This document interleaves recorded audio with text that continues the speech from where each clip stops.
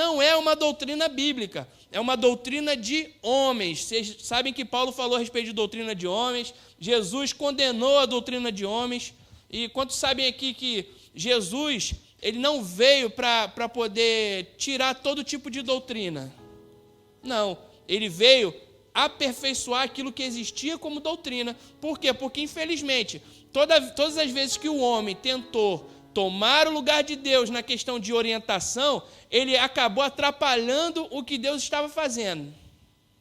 E alguns desses atropelos da humanidade, eles começaram a ler a Bíblia, ler passagens, e acabaram trazendo isso para o nosso contexto de igreja, quando algumas das passagens eram feitas com o contexto da antiga aliança e não para a igreja. E ontem a gente estava conversando aqui, um grupo de pessoas, e eu fiz a seguinte pergunta: quantos aqui sabem que nem tudo que Jesus falou, que está escrito na Bíblia, é para nós? É ruim de ouvir isso, né? Soa até meio estranho. Mas tem muita coisa que está escrito na Bíblia, que Jesus mesmo falou, que ele estava direcionando para os judeus. Amém, amados? A não ser que você seja um judeu e viva na época, e que tenha vivido na época de Jesus, aquilo ali não foi para você. E muitas das coisas Jesus falou também para a igreja, mas a maioria delas, Jesus falou quando ele morreu e ressuscitou, e se apresentou aos discípulos e começou a dar instruções. Após a sua morte e ressurreição, foi que ele soprou o Espírito sobre os cristãos. Muita gente também confunde, acha que foi em Atos 2 que houve onde o Espírito Santo foi habitar dentro do homem, e não foi. Foi muito antes de Jesus ir ao céu, quando ele estava falando, dando orientações para os discípulos. A Bíblia fala que ele soprou sobre eles o Espírito, e a partir daí eles se tornaram eclésia, eles se tornaram pessoas que começaram a ser guiados pelo Espírito de Deus e se tornaram na condição de filhos de Deus, porque aqueles que não eram aliançados com Deus, eles eram gentios. Os outros que eram aliançados com Deus, eles eram judeus. Então, existiam judeus e gentios. Repete comigo: judeus e gentios. Se você for ver João 1,12, diz que Jesus ele veio para os seus, porém, os seus não o receberam. Porém, a todos aqueles que o receberam, deu-lhes o poder de serem feitos. E quem são eles? Se você for continuar lendo, você vai ver: nós os que cremos. Então, depois de Jesus ter morrido e ressuscitado, ele trouxe um novo povo chamado por igreja. Aquele povo ali inaugurou a igreja da qual nós fazemos parte. Por isso que eu costumo dizer, às vezes a gente está conversando com pessoas e o pessoal fala assim, fulano vai vir aí, ele é católico. Fulano vai vir aí, ele é batista. Fulano vai vir aí, ele é de não sei o quê, ele é de não sei o que lá. O que divide a gente nessa questão de ser católico, batista, assembleiano, de ser qualquer outra igreja, amados, é apenas um tipo doutrinário, algo que eles acreditam ser de doutrina, da qual a gente ou eles não acolhem a mesma coisa. Porém, todos nós professamos a mesma fé em Jesus Cristo. Por isso que a gente não pode dizer, esse católico aí, é um incircunciso, ele não é crente. Não, ele é cristão. O que a gente entende pela Bíblia, outros irmãos que são cristãos, eles podem não andar segundo aquilo que a gente acredita que é a verdade da palavra.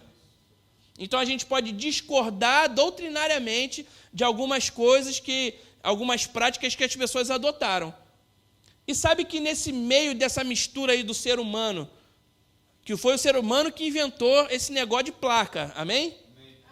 Jesus falou que nós seríamos a eclésia dele. A eclésia era um lugar que era conhecido como uma assembleia, onde pessoas importantes deliberavam a respeito de assuntos. Então, Jesus, quando ele estabelece a sua eclésia, ele estabelece um lugar onde as pessoas seriam autoridades que deliberariam a respeito de assuntos. Você foi constituído para ser autoridade. Por isso, se você for ver em Pedro, você for ver em Apocalipse, a Bíblia diz que você é rei e sacerdote. Não é isso que a Bíblia diz? Então, Jesus, ele, entendendo isso, ele constituiu cada um de nós como autoridade. Só que eu dei essa volta toda, só que não é isso que eu quero falar a respeito com vocês hoje. Eu quero falar a respeito de uma pessoa que às vezes a gente fica tomando essa pessoa como exemplo, a vida dela como exemplo, toda a prática, a história dela como exemplo, e popularmente nas igrejas ele é conhecido como o consolador do crente. Quantos aqui se arriscam a dizer quem é? Tânia não pode. Sem ser o Espírito Santo. Não é o Espírito Santo, não é o Paracletos.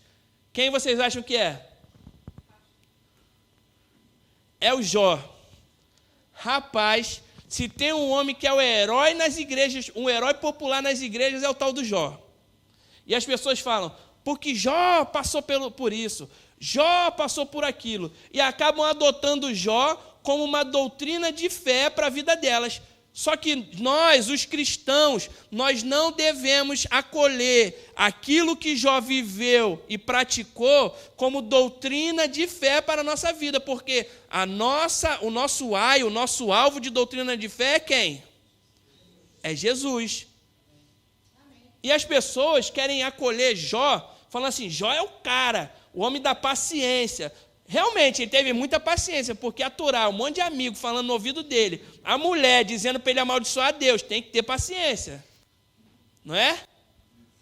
Porém, ele era um homem sem conhecimento de quem Deus era. E a gente vai aprender um pouco a respeito de Jó. Só nessa introdução, você acha que Jó, ele pode ser o nosso exemplo? Graças a Deus.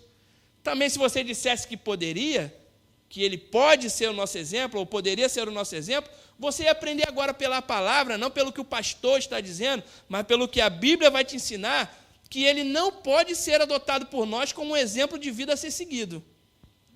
Característica de Jó, a gente vai aprender um pouco sobre isso. Jó, ele era um religioso sem conhecimento. Vamos abrir lá, Jó 42, versículo 3. Hoje você vai passear um pouquinho no livro de Jó. Já pode colar aí sua Bíblia, bota o dedinho assim, ó, tum, você vai ficar abrindo para frente, para trás de Jó aí. Você vai aprender com Jó que Jó estava errado. Jó 42, 3. Vocês já ouviram dizer que Jó era um homem justo, fiel e temente a Deus, não é? Porque Moisés, provavelmente, os historiadores afirmam, teólogos afirmam, que foi Moisés que escreveu o livro de Jó, e provavelmente Jó foi o primeiro livro da Bíblia a ser escrito. Ele foi escrito 1.800 anos antes de algum outro livro ser escrito. Livro, amém, gente? Então, Jó foi um dos primeiros livros a ser escrito. Jó 42, 3. Quem é este que sem conhecimento encobre o conselho? Por isso relatei o que não entendia, coisas que para mim eram inescrutáveis e que eu não... Quem está falando isso aqui? É o próprio Jó. Então a gente já parte do princípio de que no final do livro de Jó, se você for ver, esse é o final do livro de Jó, o próprio Jó, conhecido popularmente como o consolador do crente, que gosta de passar por tribulação, fala assim, é normal, porque Jó passou, a gente tem que ter a paciência de Jó, isso é bom, a gente está crescendo. Você vai aprender até o final dessa ministração que isso não é bom, você não deve se contentar com coisas ruins que estão acontecendo na sua vida. O próprio Jó, popularmente conhecido como consolador, né, está dizendo aí que ele estava falando coisas que ele não conhecia, ele estava dizendo coisas que ele não entendia, e ele estava dizendo coisas que ele não tinha nem como alcançar esse conhecimento, porque ele não tinha acesso. Repita comigo, acesso. Por que Jó não tinha acesso? Porque você vai ver um pouco mais para frente que Jó, quando ele vai conversar com Deus, e Deus fala para ele cingir o lombo dele como homem, se colocar de pé para ouvir o que Deus estava falando, o próprio Jó, ele diz para Deus, antes os meus ouvidos te conheciam só de ouvir falar, agora os meus olhos te veem. Hoje eu tenho a revelação de quem tu és. Então, o próprio Jó, ele, coitado, né? O homem que, em momento algum, eu acho que ele não queria deixar para nós um livro que no final não tivesse uma resposta. Até porque na Bíblia todo livro tem a sua resposta contida nele. Todo assunto ele teve o começo, meio e fim. Os evangelhos, as cartas, Apocalipse, tudo que está escrito na Bíblia tem o começo, meio e fim, e tem a sua razão para que foi escrito, para quem foi endereçado, o contexto daquilo que foi escrito. E o próprio Jó, se você for ler o livro dele, você vê que ele passou realmente por tudo aquilo que ele passou, porém, no final, ele mesmo diz, passei isso tudo, achei que eu estava certo, mas acabei descobrindo que eu estava errado. Então, a gente parte desse ponto, amém? O que acontecia com Jó? Ele era um religioso sem conhecimento, porque ele queria praticar os atos religiosos da época, ele queria praticar os preceitos que existiam, porém ele não entendia no coração o fundamento do preceito. Ele fazia as coisas, tinha até uma boa intenção no coração de servir ao Senhor, porque Deus fala que ele era um homem justo, ele era um homem reto e se apartava do mal. Só que ser justo, ser reto e se apartar do mal é muito bom. Porém, se você não tiver o conhecimento, você não consegue andar de acordo com aquilo que você deve andar. Você não consegue se manter no trilho certo. Você não consegue se manter na estrada que você precisa se manter. Isso só vem através do conhecimento de quem Deus é e no conhecimento da palavra. Aí você começa a entender, gerar em você a consciência de Cristo, onde você vai ter uma maturidade para analisar o que é certo e o que é errado. Então, Jó, um outro ponto, uma característica de Jó, era que ele sacrificava por culpa e medo. Repita comigo, culpa e por medo. Com isso, o próprio Jó abriu a porta para o diabo tocar nos seus filhos. O próprio Jó, ele abre a porta para que o mal alcance ele. E outra coisa, Jó não era aliançado com Deus. Jó era igual aquele eunuco que Filipe encontra com ele. Vocês lembram que Filipe batizou o eunuco? Aquele eunuco, ele não era judeu. Portanto, que ele fala para Filipe, como é que eu vou entender se não tem ninguém que me explique isso aqui? E ele lê em Isaías. Porque ele não tinha acesso ao templo por conta da religião e da região que ele fazia parte. Ele não poderia entrar em um lugar judaico. Ele gostava de tudo aquilo que ele ouvia, ele gostava daquilo que ele lia, do material que ele lia, porém ele não tinha acesso para ter a revelação e também aprender a respeito do comportamento que se deve ter para permanecer naquela religião. Porém, ele tinha no coração o desejo de adorar o Senhor. É a mesma coisa de Jó. Vamos ler lá, Jó, capítulo 1, versículo 5. Estamos falando que Jó sacrificava por culpa e medo. Jó 1,5 diz assim, sucedia, pois, que decorrido o turno de dias de seus banquetes, enviava Jó e os santificava, e se levantava de madrugada e oferecia holocausto segundo o número de todos eles, porque dizia Jó, porventura pecaram os meus filhos e amaldiçoaram a Deus no seu coração. Assim fazia Jó continuamente. Jó, capítulo 3, versículo 25. Jó 3, 25.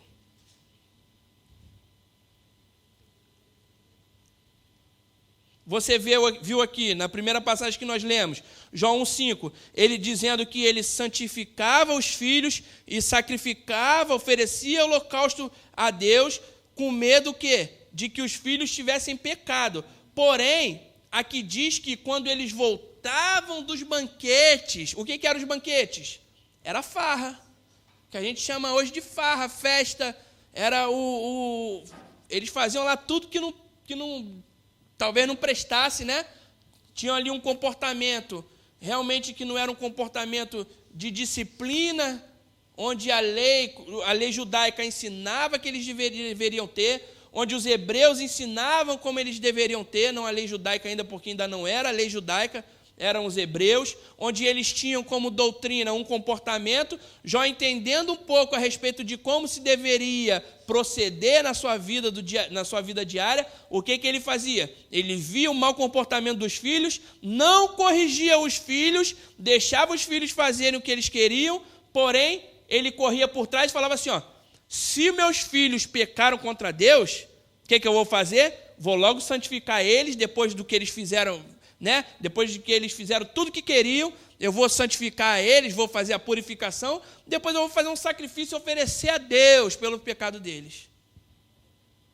Agora vamos abrir lá no 3:25, que diz assim: porque aquilo que temia me sobreveio, e o que receava me aconteceu. Nunca estive tranquilo, nem sosseguei, nem repousei, mas veio sobre mim a perturbação. O que ele está dizendo aqui no início? Porque aquilo que eu temia me sobreveio. Então você vê que Jó, ele sacrificava com medo dos filhos estarem errando, porém ele não tomava uma atitude de corrigir os filhos. Isso lembra a vocês alguma coisa? Eu gosto muito de estar prestando atenção no comportamento das pessoas, das famílias nas ruas. E geralmente eu estou aqui e eu chego na frente, eu chego no supermercado, eu vejo as criancinhas, mãe, me dá! E elas choram, se jogam no chão e não sei o quê, e fazem uma barulhada, não respeita o pai, bate, não respeita a mãe vai pegar, fica quieto, para com isso. E ela bate, grita, eu quero! O que é aquilo ali? É o mesmo comportamento que Jó tinha com o filho. Ao invés do pai corrigir o filho em casa, ele não fazia isso. Ele não dava o não necessário para que o filho tivesse um bom comportamento na rua. Aí o que acontecia? Os filhos de Jó tinham mau comportamento na rua. Assim como as crianças que eu vejo no supermercado. Os pais não as corrigem em casa, não as disciplinam em casa, e quando chega na rua, os envergonham. Os pais, os envergonham. O português agora deu uma travada aqui. Então, as crianças, por não serem corrigidas em casa, elas acham que na rua também pode ser da mesma forma. Ah, mãe, para de ser chata. Ah, pai, você é chato. Ah, fica quieto, cala-te. E usa essas expressões dentro de casa, né? Eu, quando era criança, eu lembro que se eu olhasse para o meu pai de olho torto, eu já levava uma. Quando eu era criança, hoje em dia é diferente, né? Hoje em dia tem leis aí que dizem que você não pode nem tirar uma poeira do filho. Às vezes o filho está sujo, ele precisa tirar uma poeirinha, que ele está ali meio agarrada. Amém, gente? E tem poeira que é mais forte, que você tem que pegar aquela roupa, né? Tem que deixar de molho, não é? Ou então você tem que bater mais forte na roupa para ela sair aquela mancha. Então, tem poeira que você tem que fazer mais esforço para tirar. As crianças são assim, gente.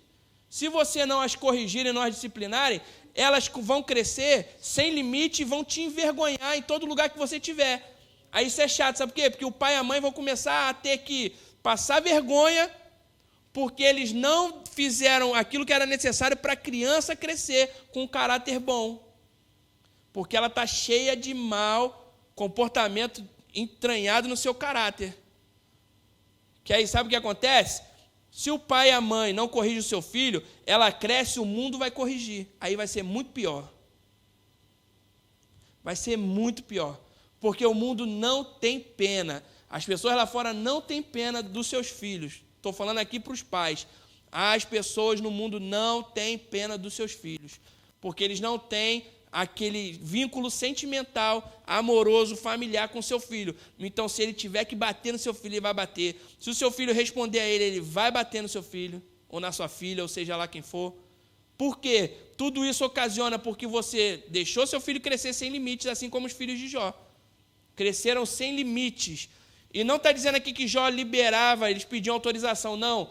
Diz, se você for ler antes, no capítulo 1 mesmo, no início, diz que eles iam para as festanças, tanto os filhos quanto as filhas de Jó. Eles iam para a festança, ficavam lá, farreavam. Depois de eles fazerem tudo o que eles queriam, quando eles voltavam, Jó chamava eles, dava o banhozinho e falava, tadinho dos meus filhinhos, vou sacrificar por eles. Só que aquilo ali não corrigiu o mau comportamento deles. Quando Satanás veio, o que aconteceu? Existia uma porta aberta para que Satanás tocasse na vida deles. Amém, gente? Então, Jó ele sacrificava por medo e culpa. Outra coisa, Jó ele não tinha conhecimento a respeito do caráter de Deus. Isso que a gente precisa entender, isso tem que estar no seu coração muito forte. Você precisa entender o caráter de Deus. Tem aquela música, Deus me deu, Deus tomou, bendito seja o nome do Senhor. Esse Deus não é o mesmo que eu creio. Se for, Deus é bipolar, né? Porque quem falou essa passagem, Deus me deu, Deus tomou, quem foi? O famoso consolador chamado Jó.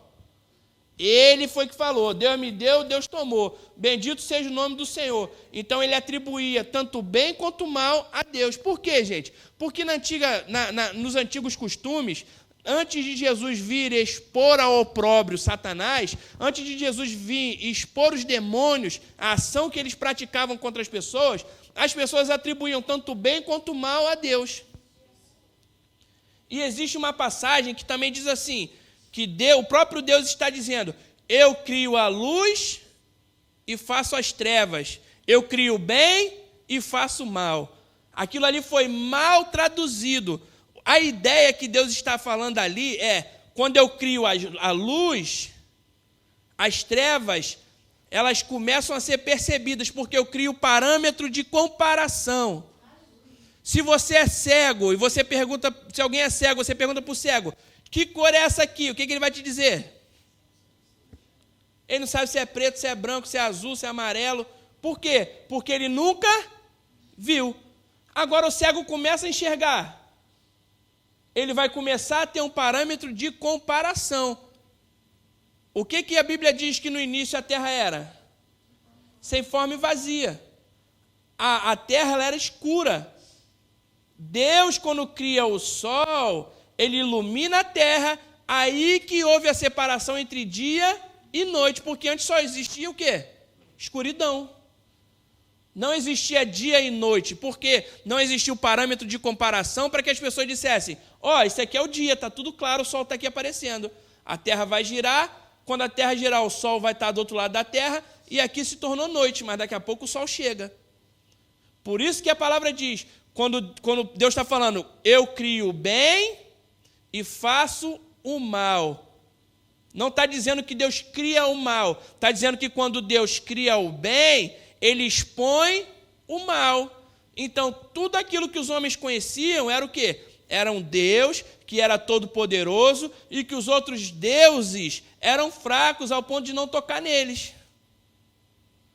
Só que a gente sabe, se você for ler a Bíblia inteira, de Gênesis e Apocalipse, você vai descobrir que o pecado é que castiga o homem. Não é o diabo que coloca em você algo. Você é aquele que acolhe aquilo que o diabo tenta. E a Bíblia fala que nós somos tentados por aquilo que a gente deseja. Vós, quando tentados, sois tentados pelas vossas próprias concupiscências, desejos. Então, nós, quando somos tentados pelo desejo.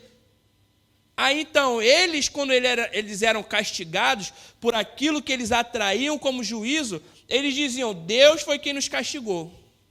Deus foi que fez isso. Deus me deu, Deus tomou. Deus é bipolar, precisa ir no psiquiatra. Porque Deus, sendo dono de todo conhecimento, sendo onipresente, está em todo lugar, sendo onisciente, ele sabe de todas as coisas. Como é que pode um Deus desse te dar algo e depois ele ir te tomar? É um Deus doido, não é? Se ele faz isso, é porque ele mesmo está se confundindo. E você já viu Deus errar em alguma coisa? Aí as pessoas dizem, mas Deus criou Adão. Por que ele não criou Adão e não deixou Adão pecar?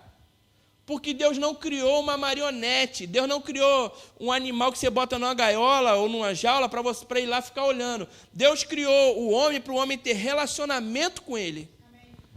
E uma pessoa, para ter relacionamento com você, ela tem que querer ter relacionamento com você. Senão a coisa não é verdadeira. Agora, o homem, quando se mete nisso aí, querendo dizer que ele é bom, ele começa a aprisionar as pessoas e dizerem que as pessoas têm que fazer o que elas querem. Por quê? Porque isso é uma semente do mal, do maligno. Deus, quando criou o homem, ele criou o homem com liberdade até de escolher. E Deus cria tudo, cria os animais e dá a Adão, vai lá, faz como você quiser. Existe um fruto ali, que se você comer dele, certamente morrerás. No original a gente sabe que é morrendo, morrerás. morrendo morrerás, é que primeiro ele morreria espiritualmente, que o espírito era aquilo que fazia com que Adão fosse uma pessoa eterna. Então, o espírito de Adão morreria por conta dele assumir o pecado, e com isso, depois, o corpo de Adão morreria também, porque o pecado serviria de castigo para o próprio homem. Então, a partir daí, com falta de conhecimento, todos os homens, quando acontecia alguma coisa de errado, eles atribuíam a Deus aquilo de mal que acontecia a eles. Aí você diz, mas está dizendo, o profeta diz que Deus vai fazer tal coisa. Sim, amados. Quem aqui tem um dom profético? Deus, quando fala com você, quem tem um dom profético, Deus ele fala algo que vai acontecer. Não é assim? Vou dar um exemplo para você. Você está olhando a rua, de repente você vê uma situação e você viu um carro e você fala, ih, o carro vai bater, o carro vai, bate, bum. Você viu, não viu? Você não previu que aquilo ia acontecer? Por que você não impediu? Quem vê tem o poder de impedir? Não é porque Deus está te mostrando algo que Ele é responsável por aquilo acontecer ou não. Não é porque Deus vê que Ele é responsável se aquilo aconteceu ou não. Porque Deus ele deu livre arbítrio ao homem.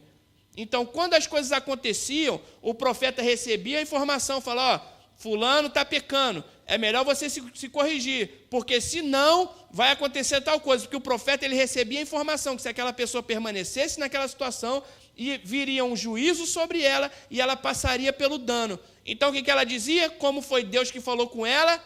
Ela responsabilizava quem? Deus está me falando que você está andando errado, que se você não se corrigir, Ele vai mandar um mal sobre a tua vida para você morrer. É o tal da expressão que Deus bota na cova, Deus tira da cova. Deus bota no leito, Deus tira do leito.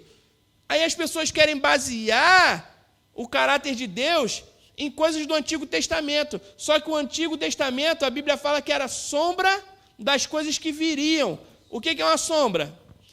A sombra, o Alan está aqui, vamos dizer que ele está contra uma luz. Eu vou olhar atrás dele, eu estou aqui, né? Tem uma sombra aqui. Todos estão vendo a sombra? Quem está na internet não está vendo a sombra. Mas a sombra está aqui. A sombra diz quem eu sou? Você tem em detalhe a informação de quem eu sou pela minha sombra? Você tem uma ideia de como eu sou, não é?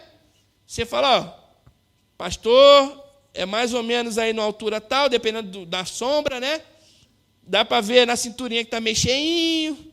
Alguma coisa assim, você vai ter uma ideia de quem eu sou, mas a certeza de quem eu sou você só vai ter comigo com relacionamento. Só me conhecendo verdadeiramente você saber quem eu sou. Então, a lei, ela era uma sombra que ensinava mais ou menos quem Deus era. A lei, as pessoas confundem. A lei não veio expressar o caráter de Deus, não. A lei, a Bíblia fala que a lei veio para servir como aio para o homem entender que ele pecava na atitude que ele tomava. Amém, gente? A lei ela foi levantada para servir de aio, de alvo. Aí o homem olhava para aquilo aí e falava assim, opa, se a lei diz isso, eu estou errando. Porque antes da lei não existia nada.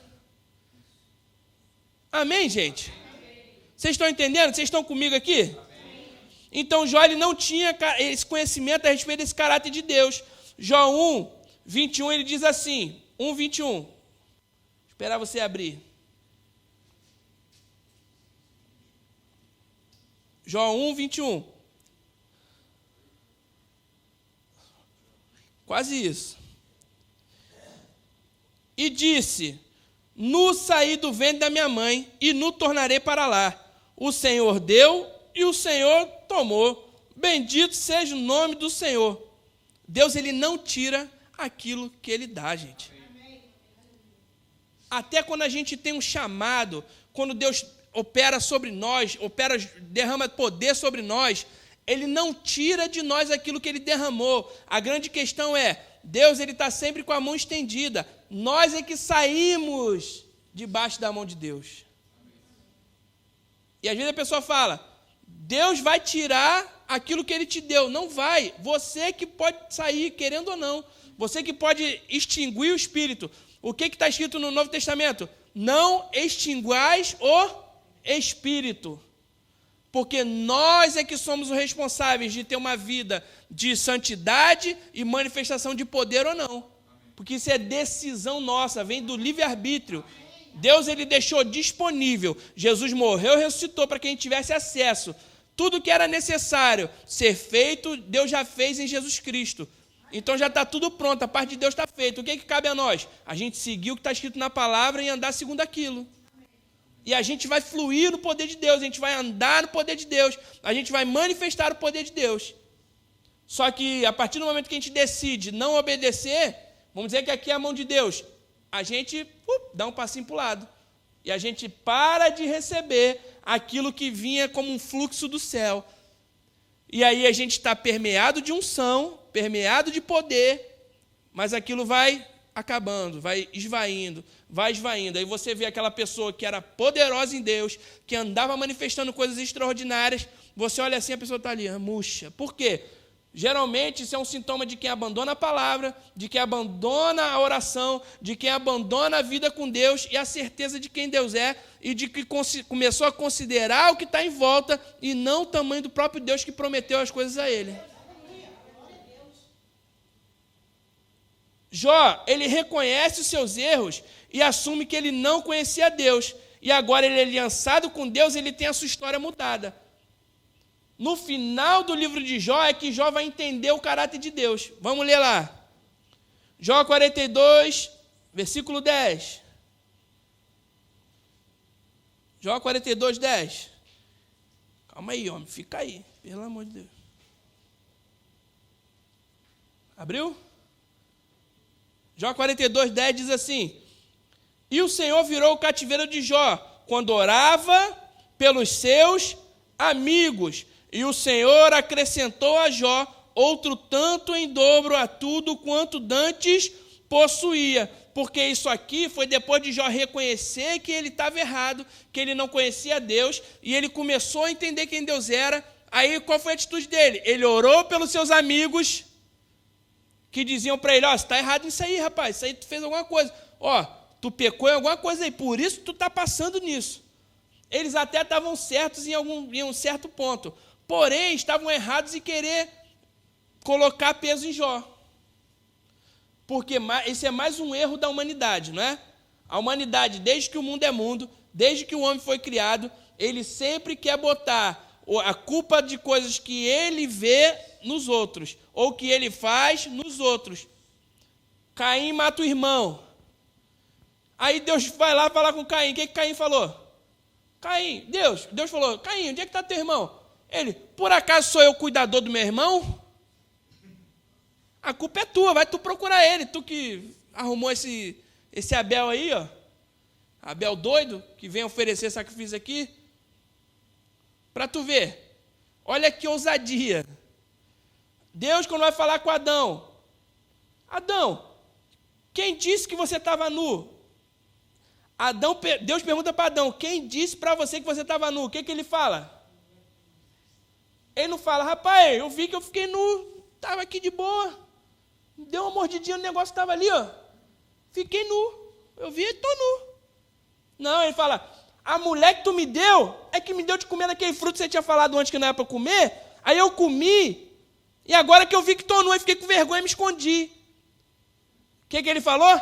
A culpa é tua que eu estou nu, e agora tu está querendo me acusar que eu estou nu. Mas você que fez aquela mulher que pegou o fruto, comeu, me deu, e eu comi, agora eu estou nu. Não é assim que o homem faz? A gente, do início ao fim, a gente tem sempre o mesmo comportamento. O homem não muda, porque ele foi feito de uma forma só. Ele só vai mudar se ele entender a palavra e acolher a palavra dentro do coração dele, ele vai começar a mudar o seu caráter, o seu comportamento. Mas se ele não fizer isso, ele vai continuar com a síndrome de Adão. Adão, Adão, a benção, Adão, né? Aí eu falo, as pessoas falam assim: Eva, vou falar com Eva. Geralmente a mulher tem uma raiva da Eva que só, né? Mas não, vocês têm que ter a raiva do Adão, que quem tinha que tomar conta da Eva era Adão. Onde é que Adão estava? Quem teve a responsabilidade de cultivar e guardar? A responsabilidade de proteger a esposa é do marido, não é a mulher que tem que proteger o marido. Deus, se você for ver Paulo descrevendo, ele fala: maridos, ame as suas esposas, entregue a sua vida a elas, assim como Cristo amou a igreja e entregou a vida dele à igreja. E a mulher, sujeita-se ao seu marido. Se sujeitar, não é você virar um capacho. Mulher, se tem alguma mulher aqui com comportamento de capacho, mude isso hoje. Você não foi feita para ser capaz, você foi feita para ser cuidada e guardada. A sua posição é um lugar de proteção. Sujeição é você estar debaixo de uma missão, de uma visão. Você está ali cooperando para essa visão. Não quer dizer que você é uma marionete, que o homem vai pegar no seu pescoço e você vai fazer o que ele quer. Você não foi feita para viver assim. Você é filha de Deus, assim como ele é filho de Deus. E quando um homem maltrata a filha de Deus, eu acho que não é bom para ele, não é? Porque assim como ele é filho, ela também é filha. E Deus não vê o marido e a mulher, não, ele vê dois filhos. Ele não vê o pastor, não vê o profeta, não vê o irmão do Labacanta, Labachúria. Ele vê um monte de filho, uns errando e outros acertando. Amém, gente? Vamos voltar para cá. Aí as pessoas perguntam: mas você viu, Deus deixou o Jó doente. Deus não deixou ninguém doente, amados. Jó não era aliançado. Jó, ele queria participar de algo, mas ele não era aliançado com Deus. O diabo, ele é o Deus desse século. 2 Coríntios, se eu não me engano, deixa eu ver se eu anotei aqui, eu acho que é capítulo 4. 2 Coríntios 4, versículo 4. Diz que o Satanás é o Deus desse século. Então, Satanás, ele é quem domina este século. Quando Jó vivia sob o domínio de Satanás, Satanás tinha autoridade para tocar naquilo que Jó tinha. Só que Jó tinha no coração o desejo de agradar ao Senhor. A diferença está aí. E os filhos? Tudo aquilo que o diabo tocou. Os filhos tinham no coração o quê? Você vê o comportamento inicial. Farra, bebedeira. Eles queriam a festança, os banquetes. Vai olhar na história para você ver o que eram os banquetes. Pesquisa no Google. Como eram os banquetes na época bíblica? Você vai ver que era a coisa mais horrível do mundo. Amém, gente? Amém. Então, o tal do Jó, ele teve tudo tocado, tudo aquilo que o diabo conseguiu tocar nele, tocou porque o diabo tinha autoridade sobre a vida dele. Ele não era aliançado, então ele não podia reivindicar uma proteção daquele que não era aliançado com ele. Não é? Eu vou dar um exemplo agora. A guerra na Ucrânia. Existe um grupo de países que se reuniram há muito tempo atrás, durante uma guerra, chamado a NATO. No Brasil a gente conhece como OTAN. São vários países que se uniram e eles têm um acordo militar. Quando algum inimigo invadir uma terra de um país que faz parte da OTAN, ele não está invadindo somente aquele país, ele está invadindo todos os países. Então, todos esses países se juntam e vão defender aquele território. Mas o que existiu antes disso acontecer? Uma aliança. A aliança, ela tem 3 pilares.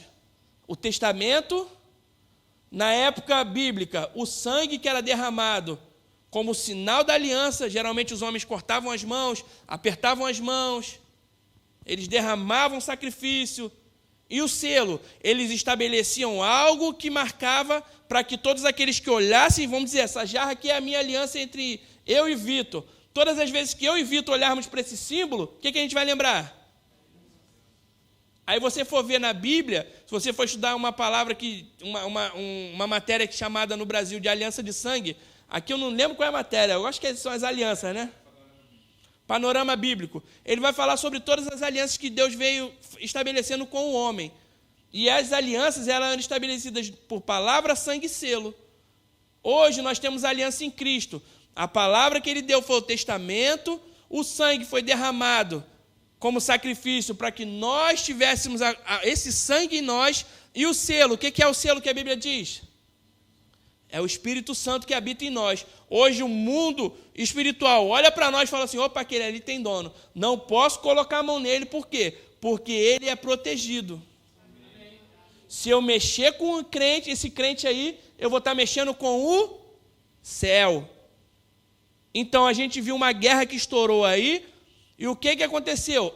A Ucrânia vem, desde que houve a iminência de guerra, vem tentando entrar para a OTAN.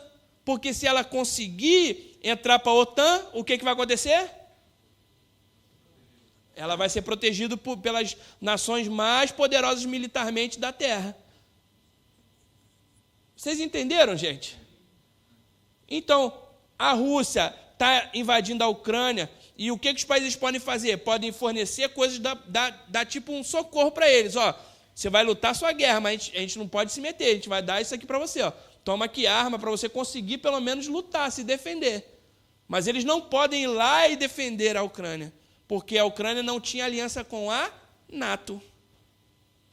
A mesma coisa Jó. O diabo pôde tocar em Jó porque não tinha aliança com Deus. Por isso que o diabo teve legalidade, e ele vai lá nesse diálogo que está escrito no livro, que os filhos de Deus se apresentaram ao Senhor, e o diabo também foi lá na reunião. Onde é que Moisés estava que Moisés viu tudo isso, gente? Só se um anjo parou lá e falou assim, rapaz, estava outro dia lá no céu. Ele está na reunião assim no segundo céu. Aí Deus estava lá dando alguns comandos, de repente o Satanás veio lá, veio conversar com a gente lá, rapaz. Veio falar lá de Jó, lá, tinha um rapaz lá, na terra de Uz. Jó estava lá, homem, gente boa, reto, temente a Deus, o cara direitinho, sabe? Mas os filhos dele, rapaz, os filhos dele aprontavam cada uma. Aí o diabo foi lá reivindicar. Que o diabo foi falar para Deus, tu tem derramado a tua bênção sobre ele, tem dado tudo para ele, deixa eu tocar em tudo. Vamos ver se ele vai continuar dizendo que quer te conhecer, quer te servir, quer te adorar. Não foi? O diálogo foi esse. E aí Deus, o que ele faz? Aí as pessoas falam, Deus permitiu. Irmãos, pelo amor de Deus, se você decidir sair daqui agora, tem gente aqui, né? Posso citar seu nome? Simone era policial. Simone, quantas pessoas você viu que decidiam cometer um crime? Você estava ali para aplicar a lei, não era? Você, sendo a lei, obrigava elas a cometer o crime? Elas cometiam crime por quê? Que decidiam. Mas a Simone estava ali para aplicar a correção da lei. Ela era aquela pessoa que colocava a lei em prática. Ela fazia a lei acontecer. Mas ela não era responsável pela vida da pessoa nem pela decisão. A pessoa cometeria um crime ou não se ela quisesse. A mesma coisa, gente. Aí, não é porque eu tenho o poder da lei, que a palavra de Deus não é controle. Vamos parar com esse negócio de Deus estar no controle. Deus não está no controle de nada, gente. Ele te deu livre-arbítrio. Deus está no governo. A palavra de Deus é governo, não é controle. Vou dar um exemplo para você entender fácil. Uma pessoa que é aqui é o primeiro-ministro, né? Mas no Brasil é o presidente. O presidente ele está no governo. O que ele faz? Ele vem, quer estabelecer uma lei, ele quer fazer alguma coisa, uma benfeitoria. Ele coloca a Constituição ali em prática, igual o Senado faz. Ele apresenta as leis. Só que se você decidir que vai cumprir ou não a lei, é com você, bonitão. O presidente não vai chegar lá na tua casa e falar, ô, Luiz, você não está cumprindo a lei. Aqui, ó, sou o presidente. Agora vou te obrigar a cumprir a lei. Marcelo foi na tua casa? E o Costa foi lá na tua casa? Nunca foram. Talvez nem sabe que o Luiz existe. Aí vem o Luiz e fala assim, ó, o Costa está no controle. Marcelo está no controle. Porque o homem está lá numa posição de autoridade e governo. Aí a pessoa quer falar que o homem é responsável pelo controle da vida dela. Deus não faz isso com você. Para você falar que Deus está no controle, você tem que estar 100% guiado pelo Espírito e pela palavra. Aí você vai falar, não, na minha vida Deus está no controle. Porque eu sou guiado pelo Espírito e eu vivo segundo os princípios da palavra. Amém, gente?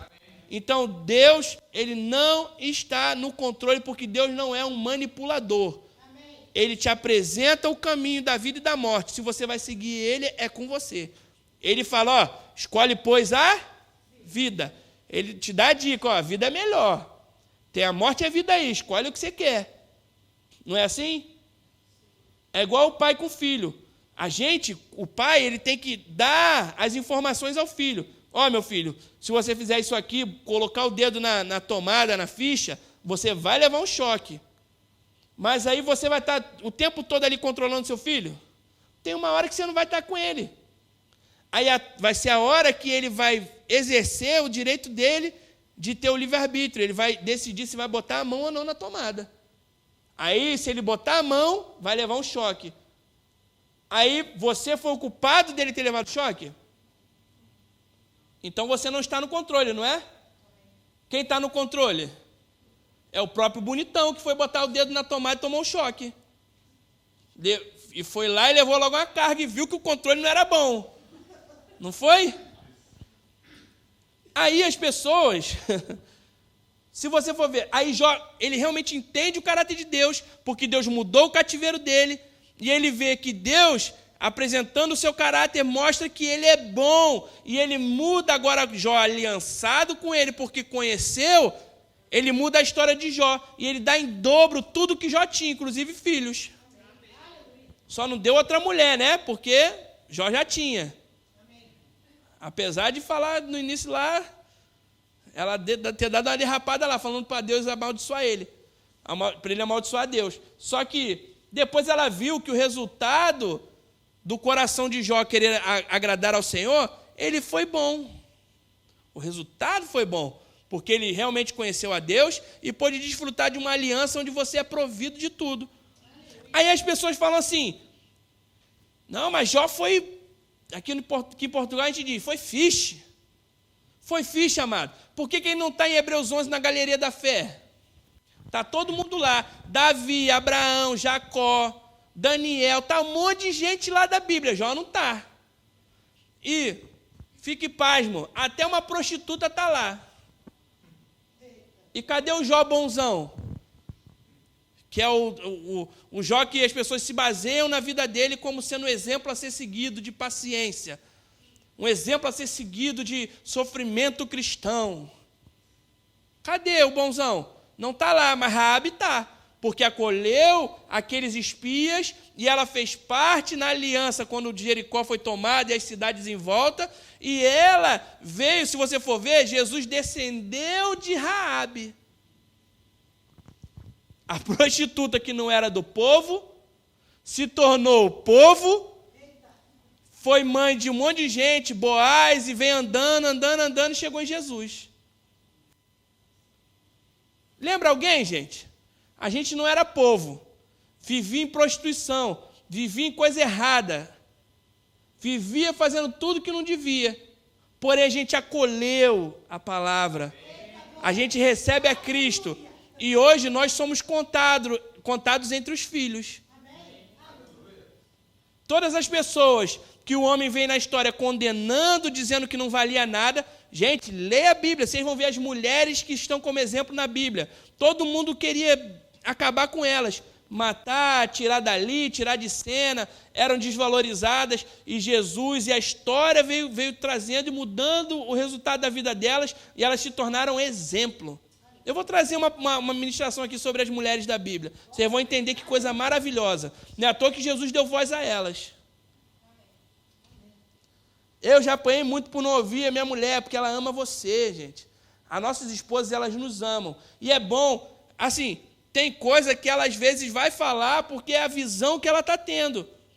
Mas pelo menos é bom a gente considerar. Por quê? Porque ela tem cuidado de nós.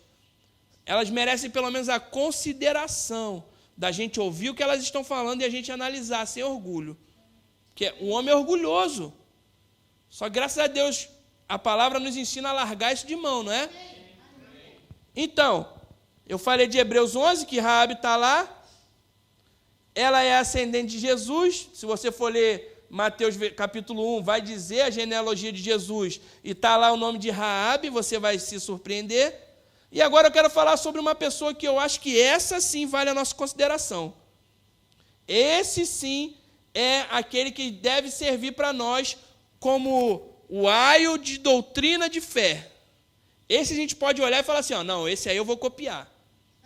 Quem vocês acham que é? Jesus. Vocês têm medo de falar, gente? Ficam meio tímidos. Jesus. Jó era religioso sem conhecimento. Jesus veio quebrar a religiosidade e veio cheio de conhecimento. João 1:1. Abre aí, João 1, versículo 1.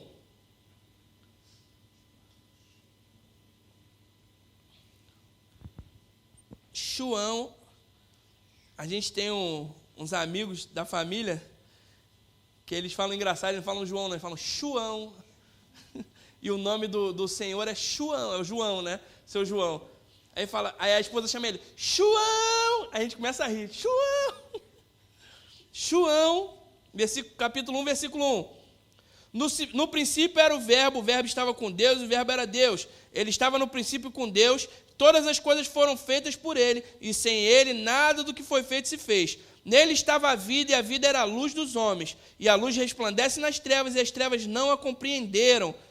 Versículo 14. E o verbo se fez carne e habitou entre nós, e vimos a sua glória como a glória do unigênito do Pai, cheio de graça e de verdade. E todos nós recebemos também da sua plenitude, graça por graça. Porque a lei foi dada por Moisés, e a graça e a verdade vieram por Jesus Cristo. Então está dizendo que Jesus, ele veio através da graça quebrar toda a religiosidade. E ele veio ensinar a verdade que nos libertou daquele jugo.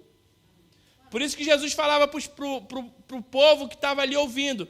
Ele olhava para os fariseus e falava assim, ó, larga esse jugo aí de mão. Jugo é a doutrina do fariseísmo. É a doutrina religiosa, é chamada de jugo. E as pessoas acham que a palavra ali é jugo com L. Não é. É J-U-G-O.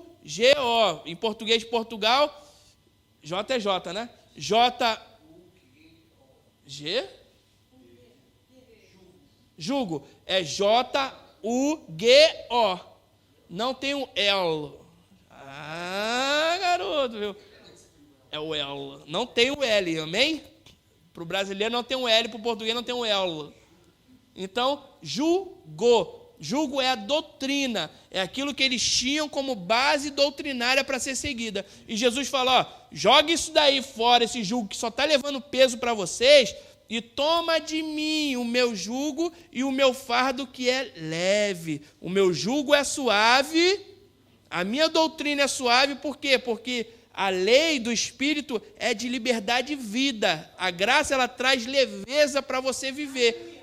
A lei não, ela trazia peso de responsabilidade, ela trazia aquele peso da religiosidade, as pessoas não conseguiam seguir, porque elas pecando em um só mandamento, tinha mais de 600, elas pecavam em um, ela pecava em toda a lei. E Jesus veio, morreu por todo o pecado, e veio ensinar isso para a humanidade, falou, ó, vocês entenderam tudo errado, Deus ele colocou a lei para vocês entenderem o que era certo e o que era errado, agora vocês vão entender o caráter de Deus.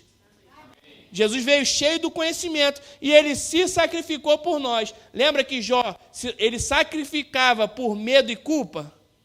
Jesus, sem medo e sem culpa, se sacrificou por mim e por você. Aleluia. Jesus, vamos lá, Gálatas 2:20.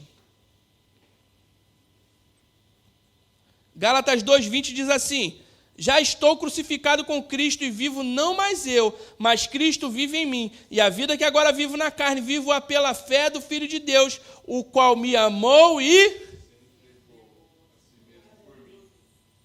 Jó, ele sacrificava com medo. Jesus, ele sem medo nenhum, ele se entregou por mim e por você. Então eu acho que ele é digno da nossa aceitação, até pelo sacrifício que ele fez por mim e por você. Jó, ele não conhecia o caráter de Deus. Jesus, ele conhecia quem Deus era.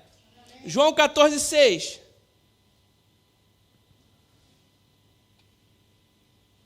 João 14:6 diz assim, disse-lhe Jesus, eu sou o caminho, a verdade e a vida, ninguém vê ao Pai, senão por mim. Se vós me conhecesseis a mim, também conheceríeis meu Pai. E já desde agora o conheceis, e o tendes visto. Disse-lhe Filipe, Senhor, mostra-nos o Pai, o que nos basta. Agora vem a boa. Disse-lhe Jesus, estou há tanto tempo convosco que não me tendes conhecido, Filipe. Quem me vê a mim, vê o Pai. E como dizes tu, mostra-nos o Pai. Não crês tu que eu estou no Pai e o Pai está em mim? As palavras que eu vos digo, não as digo de mim mesmo, mas o Pai que está em mim é quem faz as obras. Crede-me que estou no Pai e o Pai em mim. crede-me ao menos por causa das mesmas obras. Gente, Filipe levou, que a gente fala no Brasil, um sabão. Aqui eu não sei qual é a expressão que poderia ser, um baile, né? Levou um baile de Jesus, com uma perguntinha, mostra-nos o Pai. Jesus falou, pronto, se eu fosse Jesus, eu falasse assim, pronto, estou aqui à toa. Estou igual um bobo aqui falando há 200 horas, o homem está andando comigo, vendo milagre, vendo isso, vendo aquilo, eu estou falando do amor, estou falando do caráter de Deus, e ele agora vem pedir para mostrar o Pai. É cego, só pode. Mais ou menos isso na versão Guilherme atualizada, que Jesus quis dizer ali. Mateus 11, 27, diz assim, todas as coisas me foram entregues por meu Pai, e ninguém conhece o Filho senão o Pai, e ninguém conhece o Pai senão o Filho, e aquele a quem o Filho o quiser revelar. Os homens ficavam ali, ó. O que esse homem está falando aí? O que esse Jesus está falando? Você é doido, esse homem? Se você for ver na lei judaica, existiam várias etapas que eles iriam reconhecer o Messias. Jesus cumpriu todas elas. Na última, que foi Jesus expulsar um demônio de um menino surdo e mudo. Por quê? Porque os homens que eram os exorcistas, eles acreditavam que o Messias, ele expulsaria um demônio na autoridade que ele tinha, e não do demônio falando o nome dele para que eles expulsassem um demônio. Porque antes eles tinham que falar, qual é teu nome? A entrevista com o diabo. Você já viu esse filme por aí, não já? Na TV. Tem um programa aí de vez em quando, passa na TV aí, né? Não vou falar, alguns sabem. Se você não sabe, você me procura no final que eu vou te falar onde é que passa essa série. Entrevista com o diabo. Que a pessoa pergunta, quem está aí? É o diabo, é o fulano, é o ciclano. O que você veio fazer aqui? Eu vim matar. É sempre o mesmo discurso. Sempre que pergunta para um só, já está servindo para todos. Vem fazer o que aqui? Vem te matar. Quem é você? Meu nome é tal. Aqui ele é um nome. Aqui em Portugal ele deve falar, meu nome é não sei o que, opa. Né? Que cada lugar que ele está, ele usa a língua do lugar. Lá no Brasil ele fala, eu sou fulano, eu sou ciclano. Na África ele fala outro nome dos santos que existem lá. Eles dizem que são eles. Aqui eu não sei o que eles vão falar, né? Eu ainda não vi um demônio falando nada aqui em Portugal, né? Até porque também se ele vier, eu não deixei falar muito. Porque quem vai falar, eu não estou nem aí porque ele vai falar. Eu já expulsei demônio, o demônio vem, não. Eu falei, sai daí, não quero saber o que está falando, não. O que você vai falar? Ou é mentira, ou está sendo quebrado agora pelo poder do Senhor. Então não estou nem aí porque você vai falar, vai-te embora. Vai ser a mesma coisa que pode vir querer falar o português de Portugal, o pai, não sei o quê, e para mim não serve de nada. Amém, amados? Amém. O que serve é o que o Deus está falando para nós. Amém. Então, Jesus, ele nunca errou e ele conhecia Deus. Lembra que eu falei que ele se sacrificou, ele conhecia o Pai e ele nunca errou e conhecia Deus. 1 Pedro 2, 22. 1 Pedro 2, 22 diz assim, o qual não cometeu pecado, nem na sua boca se achou engano, o qual, quando o injuriavam, não injuriavam, e quando padecia, não ameaçava, mas entregava-se àquele que julga justamente, ele entregava-se a Deus, levando ele mesmo em seu corpo os nossos pecados sobre o madeiro, para que, mortos para os pecados, pudéssemos viver para a justiça, e pelas suas feridas fostes sarados. Então, Jesus, ele não errou e ele conhecia Deus. E ele veio estabelecer uma nova aliança no seu sangue. Ele veio acabar com a aliança antiga que só trazia peso. E ele veio estabelecer a nova aliança. Lucas 22, 17. Lucas 22, 17. O Alan teve um spoilerzinho esses dias. Esqueci, foi verdade. Porque eu pensei, meu pensamento vai muito rápido. Então, Jesus, o sinal do Messias era expulsar um demônio surdo e mudo, porque antes os exorcistas eles precisavam ouvir o nome do demônio para expulsar através do nome. Só que o Messias ele viria e ele não precisaria ouvir o demônio que ele queria dizer. Então, quando ele se depara com um demônio surdo e mudo, o demônio não ouvia nem falava. Então, aos olhos religiosos, o demônio não poderia ouvir o comando e nem daria informação necessária para que Jesus o expulsasse. Aí Jesus expulsa. Aí o que eles falam? Expulsou foi por Beelzebu. Aí que o caldo azedou para eles. Foi o último sinal. Porque eles vinham com o primeiro método era observação, depois questionamento, o terceiro era reconhecimento. Observação, se você for ler o início dos evangelhos, eles ficavam só em volta. Aí Jesus falava, o que dizes por aí? Imagina Jesus assim, andando igual assim. O que dizem por aí? Não é assim que Jesus fala nos diálogos? Ele começou assim, dizem que não sei o quê. Eu vos digo, tal coisa, tal coisa. E eles só olhando. Falou, o cara não é bobo não. Aí eles começaram na fase do questionamento. Eles paravam, mestre, o que dizes tu de tal coisa? Aí Jesus falava assim, e tu, o que dizes? Aí eles passavam mal, né, que Jesus devolvia a pergunta. Eles, eita, agora eu só pensei em perguntar, não precisei responder. Aí ele respondia e Jesus, então toma, dava uma neles. Eles, ih, rapaz, o negócio é ruim, hein? Dá para ganhar o cara não, vou mandar outro dia. Aí vinha outra equipe para fazer o questionamento. E aí, mestre, se acontece tal coisa, Jesus, é isso. Ele, tem que voltar. Essa daí também não deu. Aí, quando ele passou nessas duas etapas, precisava ter a etapa do reconhecimento, que aí o sinal do Messias seria a expulsão desse demônio. E Jesus chega lá e fala, de demônio surdo e mudo, sai dele. E o menino levanta e começa a falar normalmente. Aí aquilo ali, todo mundo, por um judeu... Gente, tem noção? Você estuda isso a vida inteira. Um judeu ouve isso a vida inteira. E aí, de repente, você vê acontecendo. Você reconhece na hora? Não reconhece? Opa! Eu vou dar um exemplo aqui do Anderson. O Anderson é mecânico de carro. Ele vê isso a vida inteira. Chega um carro perto dele, quando faz um barulhinho, ele... isso aí é não sei o quê. Ó. Pode ir lá ver que isso aí é não sei o quê. Vai lá, compra peça, o óleo tal, não sei o que eu vou consertar. Ele não quer nem olhar o carro. Aí a pessoa fica assim, não, mas tem como o senhor dar uma olhadinha, não sei o que. Ele já sabe o que é. Ele vai lá, abre o capô e fala, dá uma disfarçada, fecha o capô e fala, é o que eu falei, é o negócio aí. Isso já aconteceu comigo várias vezes. Que eu chegava teimando, bieleta. Bieleta é uma peça que a gente chama no Brasil, o que é com onde? Pendural. Eu falava, bieleta, tá fazendo toque. O Anderson, Aí o Anderson, quando eu entrava no carro, eu falava, a roda traseira. E a bieleta é lá na frente. Aí eu falava, Senhor, não é nada, tu tá errado. Ele, então tá bom. Aí eu levava o carro lá e ele olhava, tá vendo aqui, ó, tua bieleta? Aí botava a ferramenta, ó, tá vendo? Não tem folga nenhuma. Que você que tá cismando que é bieleta. Vai lá ver agora o negócio que eu te falei. Aí ele ia lá, batia, tá vendo? Era o que eu te falei. A mesma coisa era o judeu. Quando eles viram Jesus expulsando, imagina, a multidão que estava em volta olhou para quem? Para o fariseu. Falou, e agora? Agora tu vai ter que falar que é o cara. Acabou de expulsar o demônio, ele é o Messias.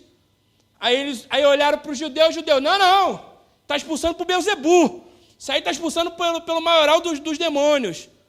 Aí Jesus fala, rapaz, agora deu ruim para vocês. Tem pecado que é perdoado, mas esse pecado contra o Espírito Santo, isso aí agora lascou para o lado de vocês. A última chance de vocês foi agora. Graças a Deus que eles fizeram isso para nós, né? Porque aí veio a aliança para nós. Mas para eles poderiam estar vivendo aí com a gente uma coisa muito boa. Claro que tem judeu messiânico, que já entendeu, ele era judeu, ou era prosélito, ou é judeu de nascença, que ele se converteu ao cristianismo. Então ele é um judeu messiânico, ele crê em Jesus. Mas fora isso, tem judeu lá esperando o Messias até hoje.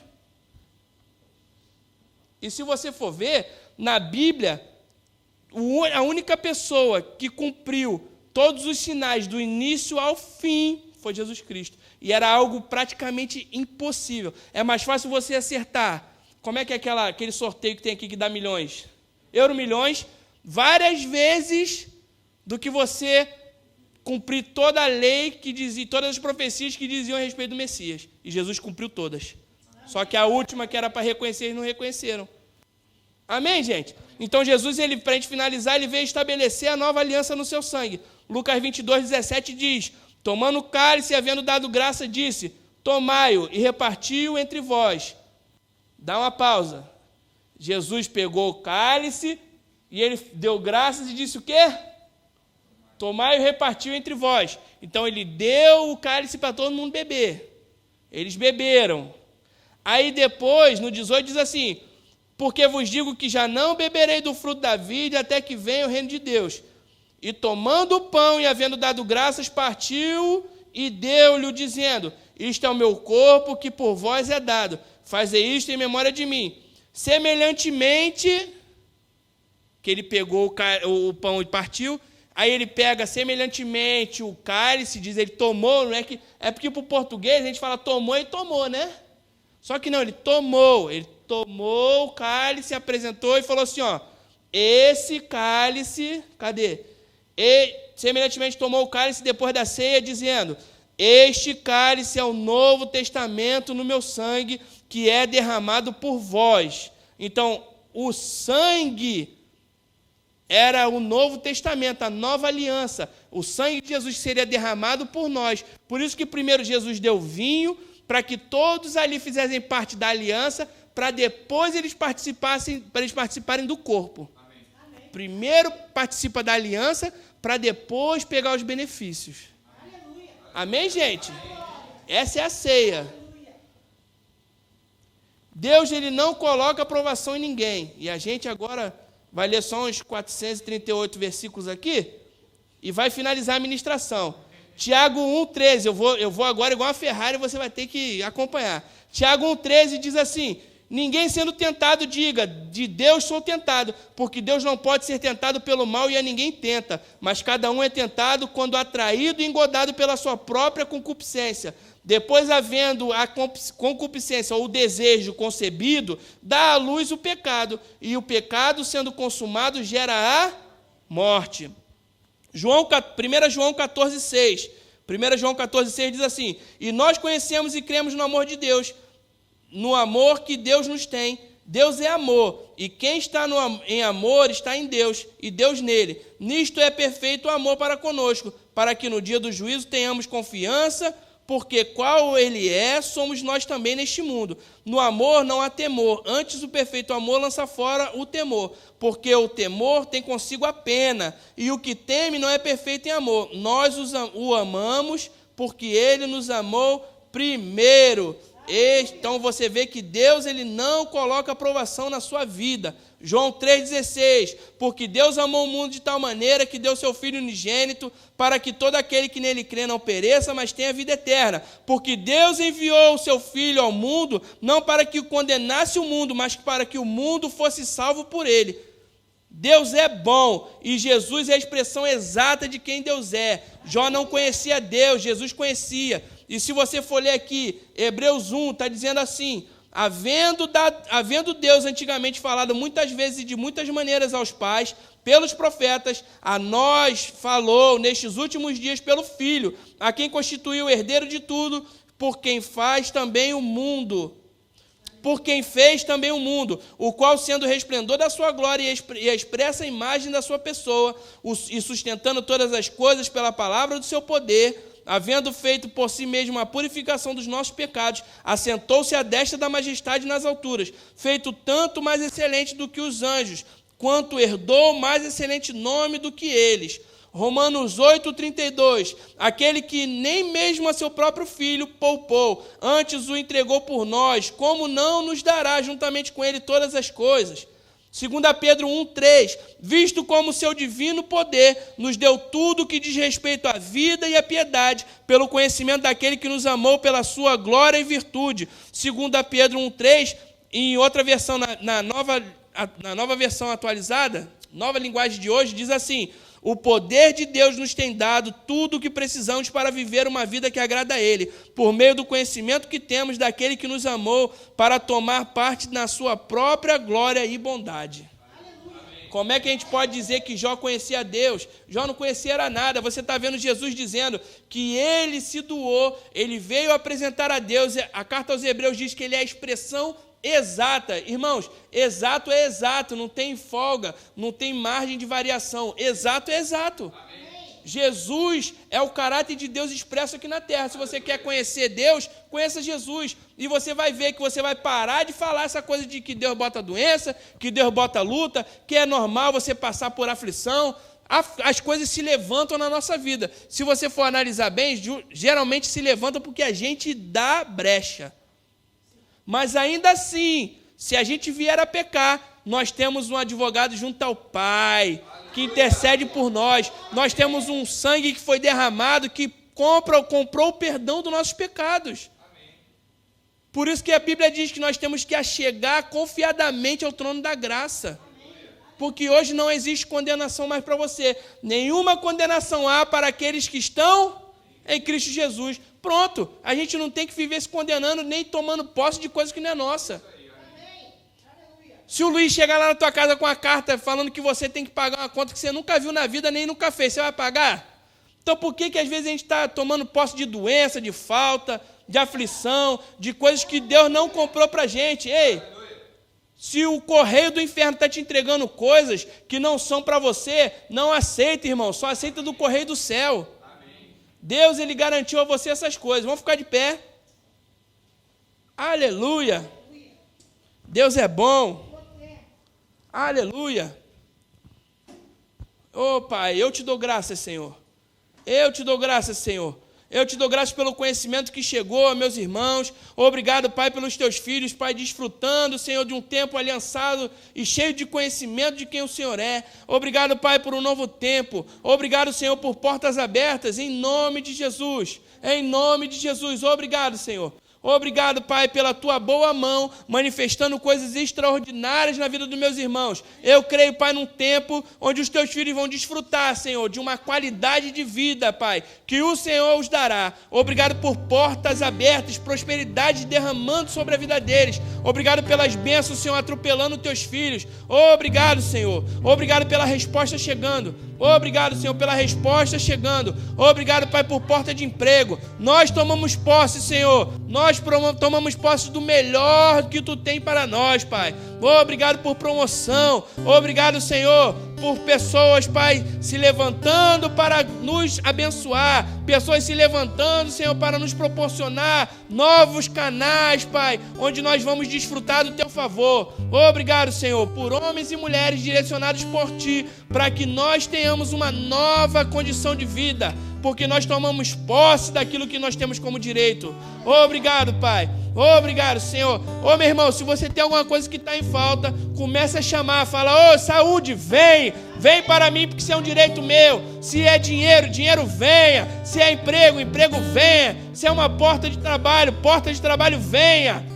Se é um sonho, você diz sonho, venha e se manifeste em nome de Jesus. Em nome de Jesus. Obrigado, Pai. Eu digo, Pai, todos os equipamentos necessários para a igreja que venham, em nome de Jesus. Cadeiras venham, em nome de Jesus. Prédio venha. Tudo aquilo que é necessário para que a gente congregue e para que a gente toque em vidas através da Tua palavra. Eu ordeno agora que venha nosso encontro, em nome de Jesus. Aleluia. Aleluia. Oh, meu irmão, agradeça ao Senhor. Obrigado, Pai, pela Tua bondade. Oh, aleluia. Obrigado, Senhor, pela Tua bondade manifesta em nós. Obrigado, Senhor. Obrigado, Senhor. Tu és bom. Oh, Tu és bom, Pai. Obrigado porque a Tua bondade, ela realmente dura para sempre. E o Senhor tem nos surpreendido. Obrigado, Senhor, porque não nos falta, Pai. Obrigado, Senhor, porque tomamos posse da Tua palavra e viveremos aquilo que ela diz. Em Ti nós somos mais do que vencedores, Pai. Te agradecemos por tudo isso, Senhor. Obrigado por esse novo tempo. Obrigado, Pai, por coisas que a gente nem espera se manifestando em nossas vidas, Pai. E a gente sendo surpreendido pela Tua bondade, vivendo coisas extraordinárias, Pai. Aleluia. Aleluia. Ele já nos deu tudo em Cristo Jesus. Ele já nos deu tudo para que a gente tenha uma vida suprida, para que a gente não ande em preocupação, para a gente poder pregar o Evangelho sem preocupação, sem achar que a falta vai bater às nossas portas, porque a Bíblia diz que nenhum soldado vai à guerra às suas próprias custas. Ei, você é um soldado do céu. Você vai combater o bom combate da fé, onde você vai trazer pessoas para cá, onde você vai pregar e vai mudar a situação de vida de pessoas, onde você vai pregar e as pessoas serão libertas, demônios sairão, cura manifestará. Aleluia. E você não vai fazer isso com preocupação, você vai fazer isso com a sua cabeça em paz, sabendo que o Senhor tem cuidado de você, e você toma posse e dá acesso a Deus para que Ele cuide da sua vida. Aleluia, Pai. Damos a Ti, Senhor, toda a legalidade para o Senhor cuidar de nós, Pai. Oh, tomamos posse daquilo que foi conquistado para nós, Pai. Oh, obrigado, Senhor, por um tempo de paz, onde o Teu shalom vai entrar em nossa vida e vai, Pai, colocar tudo na sua forma perfeita. Nada quebrado, nada faltando. Nós declaramos o El Shaddai, o Deus Todo-Poderoso, chegando na nossa vida e preenchendo todas as coisas. Aleluia. Obrigado, Senhor. Obrigado por esse novo tempo. Um tempo, Pai, cheio de testemunhos de vitória nesse lugar. Obrigado por pessoas sendo alcançadas, Pai, e tendo as suas vidas transformadas através de cada um que está aqui, Pai. Te damos graça, Senhor. Muito obrigado por tudo isso, Senhor. Obrigado, Pai, por esse lugar. Declaramos esse lugar sendo tocado pela tua unção, pelo teu poder. Declaramos, Pai, as pessoas, Pai, sendo atraídas pelo teu poder, pela tua unção. Eu declaro pessoas entrando por essas portas, Senhor, atraídas pela tua unção e sendo libertas, sendo curadas, em nome de Jesus. Eu declaro as pessoas que trabalham nesse lugar sendo tocadas pelo teu poder, Pai, e o fogo do Espírito chamando elas onde quer que elas estiverem, Pai, elas sendo tocadas e tendo tua vida transformadas, Pai. Eu te agradeço, Senhor. Nós, a tua igreja, te agradece, Pai. Nós estamos aqui com o coração cheio de gratidão. Obrigado por famílias sentadas aqui completas. Obrigado, Pai, pelo teu Espírito Santo indo lá e convencendo as pessoas da justiça, do pecado e do juízo. O teu Espírito Santo, o poder, aquele que tem o poder de convencer o homem que ele está vivendo uma vida longe de ti, que ele está vivendo uma vida deliberada, fora dos princípios da tua palavra, e que é melhor que eles vivam aqui contigo, Pai. Obrigado pelo teu Espírito indo lá e alcançando a eles. Obrigado pelo teu Espírito indo lá, Pai, e transformando a vida deles. Obrigado, Pai, por cada um deles entendendo, Senhor, que nós somos uma família e que nós precisamos estar unidos e não em guerra. Aleluia. Obrigado pelo coração orgulhoso sendo quebrado. Obrigado, Pai, por gratidão inundando o coração de cada um deles, Pai. Gratidão a ti, gratidão aos irmãos, gratidão ao familiar, gratidão a todos. E que esse vínculo da paz esteja nos nossos corações para que a gente viva bem aqui unidos, Pai. Aleluia. Obrigado por esse tempo, Pai. Obrigado, Pai. O diabo, ele quer tirar a unidade da igreja, só que ele não vai conseguir porque ele é derrotado. Porque através da unidade nós fazemos coisas extraordinárias, porque a unção coletiva se manifesta e quebra muito jugo, e quebra muita condenação, e quebra muita coisa que tem impedido a nossa vida de caminhar. Oh, aleluia! Por isso que ele não quer que as pessoas estejam aqui. Por isso que ele não quer, ele tem semeado briga, contenda em meio de famílias, em meio de amigos, em pessoas, em relacionamentos. Para quê? Para que essas pessoas não desfrutem num tempo onde o amor é permeado, num lugar onde a unção ela transforma vidas. Mas chegou o tempo de essas pessoas viverem essa manifestação aqui dentro, e elas vão chegar aqui, vão ser tocadas pelo teu amor, Pai. Obrigado por provisão chegando para cada um, Senhor, em nome de Jesus. Obrigado, Senhor, por cada um que está assistindo na internet. Obrigado, Pai, por pessoas sendo alcançadas, Senhor, através dessa ministração, elas sendo tocadas pelo teu poder, Pai. Te agradecemos, Senhor, em nome de Jesus. Oh, aleluia, amém e amém. Mandinha.